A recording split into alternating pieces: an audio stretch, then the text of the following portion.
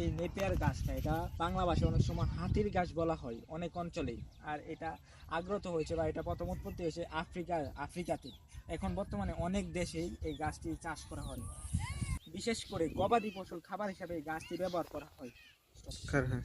Napier গাছ এটি বারবার কাটার পরে ওইটা পুনরায় উৎপত্তি হয়, দ্রুত উৎপত্তি হয়। এই নেপিয়ার গাছে প্রচুর পরিমাণ প্রোটিন ও ফাইবার থাকে, যা গবাদি পশুর অনেক উপকার হয়। হুম। এটি প্রখর রোদে এবং পানিতেও এটি টিকে থাকতে পারে।